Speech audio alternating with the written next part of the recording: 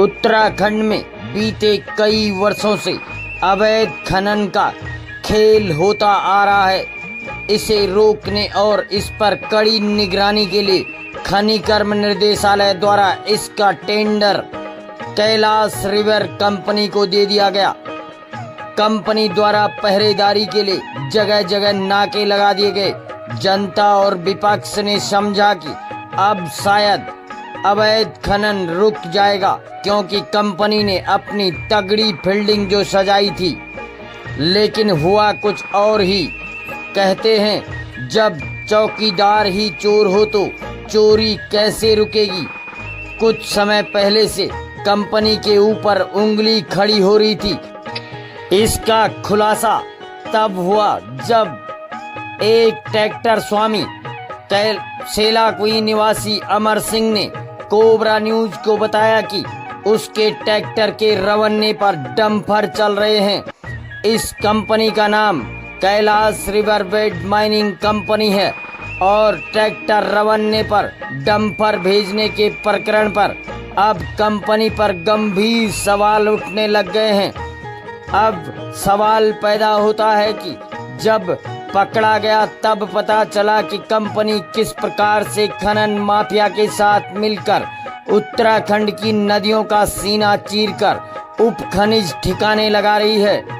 आप अंदाजा लगा सकते हैं कि ये तो अब पकड़ी गई, अब तक न जाने कितना उप खनिज इसी तरह भेज चुकी है कंपनी और राज्य सरकार को करोड़ों का चूना लगा चुकी है।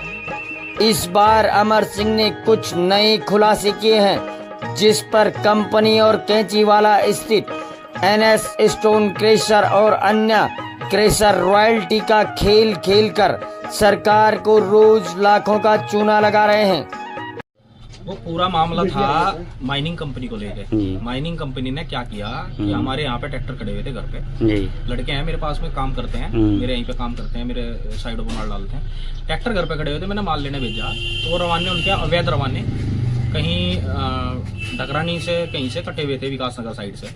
कौन सा वो था, पट्टा था, किसी पट्टे से कटे थे और वो माइनिंग कंपनी ने कटवाए हुए थे। ये जो कैलाश रिवर करके एक माइनिंग कंपनी है जो सरकार ने अब जिसे अवैध खनन रोकने के लिए सरकार ने जिसे ठेका दिया, वही सारा अवैध धंधा कर रही है यहाँ पे आके। अब मैं परसों से 20 तारीख से मैं आवाज उठा रहा इसके लिए और अभी तक इसके मामले में ना तो हमारे माइनिंग जो जिले के एमओ साहब हैं उन्होंने भी कोई संज्ञान नहीं लिया। अभी तक इस चीज पे इनके ऊपर कोई नकेल नहीं कसी गई होगी। वो फर्जी रवाने काटने का ये स्कैम है, बहुत बड़ा स्कैम है। हाँ। एक रॉयल्टी का स्कैम चल रहा है इनका। ये ट्रैक्टरों के जो रवाने कटते हैं वो 3 टन के रवाने काट रहे हैं वहां से। 3 टन पे वो 620 रुपए का 610 रुपए का इतने का रवाना कटता है। उसके बाद क्या है, उसी रवाने पे गाड़ियां भेजी जाती हैं क्रेशरों पे। तो ये रॉयल्टी का खेल है सारा का सारा, जो अवैध धंधा चल रहा है ये सारा का सारा रॉयल्टी का खेल है। और सरकार को पता है या नहीं पता है इसका मुझे नहीं पता, पर सरकार के साथ में जो धोखा ये कर रही है कंपनियां वो गलत कर रही है। मैं उसे उजागर करना चाहता हूँ। उसी उजागर करने के लिए मैंने अपनी आवाज उठा रखी है 20 तारीख से। मैं इनकी आवाजें उठाई हैं, मैं इनके साथ में मेरी बहुत बार बात हुई, इनके उच्च अधिकारियों से भी बात हुई, पर वो कुछ करके देने को राजी नहीं है। मैंने इनसे एक बार बोला कि भाई तुम्हारी गाड़ियां यहाँ पे घूमती हैं सेलाकुई में या तुम्हारी किसी भी गांव में घूमती हैं, गांव में घूमने का क्या अधिकार है? बच्चे घूमते हैं रोडों पे, आम नागरिक हैं, बुजुर्ग हैं, महिलाएं हैं, इतनी स्पीड से गाड़ी चलती है।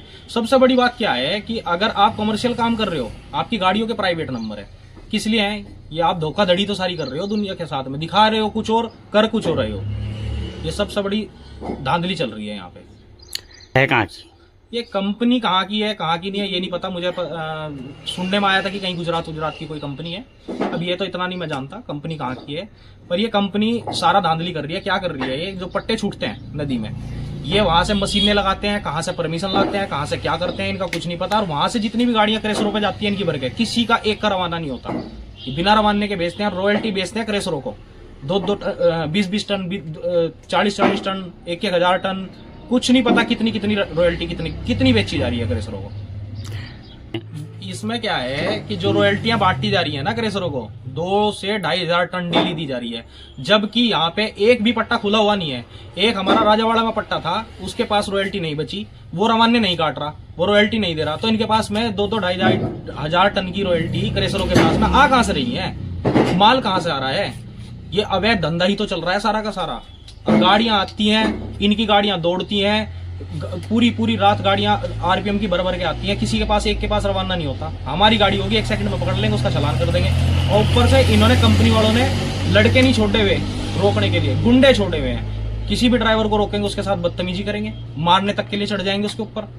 इतने बदतमीज गुंडे छोड़े हुए हैं इन्होंने। और सरकार के टैक्स की सारी चोरी कर रहे हैं। सरकार ने न चोरी रोकने के लिए बुलाया था, यहाँ पे रखा था, सरकार की सारी चोरी ये कर रहे हैं। अपनी गाड़ियां, प्राइवेट नंबर की गाड़ियां चला रहे हैं सरकारी। अगर ये कॉमर्शियल काम कर रहे हैं तो कॉमर्शियल गाड़ियां चलाएं, कम से कम गवर्नमेंट को कॉमर्शियल टैक्स तो मिलेगा।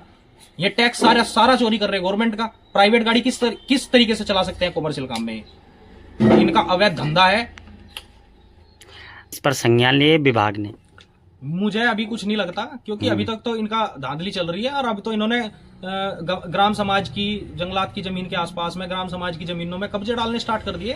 अब तो इन्होंने झोपड़ियां बना ली अपनी, वहां क्रेशरों के बाहर में अपने टीन टप्पर लगा के बैठ गए वहां पे, और कोई रोकने को इन्हें राजी नहीं है। ग्राम समाज की जमीनें हैं, इनकी कौन सी जमीनें, कौन सा गुजरात से खरीद के लाई हैं जमीनें? क्या ये बात सही है? बिल्कुल। इनके जो बैरियल हैं, इन्हें लगाने की अगर परमिशन है तो हाईवे पे है, आप निकासी रोकोगे। आप जो क्रेशर से माल आ रहा है उसकी निकासी रोकोगे। आप शहर से बाहर माल जा रहा है, शहर के अंदर माल जा रहा है, बाहर आप बैरियल लगाओगे। जैसे इन्होंने राजा रोड पे लगाया, उसके बाद वो हटा दिया इन्होंने, फिर लगाया सिगनी वाला। सिगनी वाला में एक बैरियल इनका चल रहा है। सिगनी वाला का बैरियल उसी के नाम पे, उसी की मोड़ पे इनका तेलपुर में बैरियल लगा हुआ है, जबकि वो अवैध है। अगर वैध होगा तो तेलपुर चौक की मोड़ होनी चाहिए, उस पे मोड़ लगा रहे हैं खाली इसकी सिगनी वाला की। तो सारा का सारा अवैध धंधा कर रहे हैं। गलियों में जाने का इनका कोई अधिकार ही नहीं है। ये गलियों के अंदर घूम रहे। गलियों के अंदर क्या मतलब है इनका? रोड पे जाओ, हाईवे पे जाओ, क्रेशर के पास जाओ, जहां पे अवैध धंधा हो रहा वहीं पे जाओगे। आप गलियों में, गांव की गलियों में कैसे घूम सकते हैं? इनके कितने एक्सीडेंट के केस आ चुके, प्रशासन कुछ नहीं कर रहा। इनके सारे मामले मैनेज हो जाते हैं। इनकी गाड़ियां, अभी एक गाड़ी इनकी वहां प्रेमनगर थाने के आसपास कहां खड़ी हुई थी, अभी एक एक्सीडेंट हुआ। कई जगह पे इन्होंने मारपीट कर ली, पर कुछ नहीं है, इनके ऊपर कोई कार्रवाई नहीं है, क्योंकि इनके ऊपर सारा का सारा सरकार का दिया हुआ आश्वासन है या सरकार का हाथ है, जो भी है।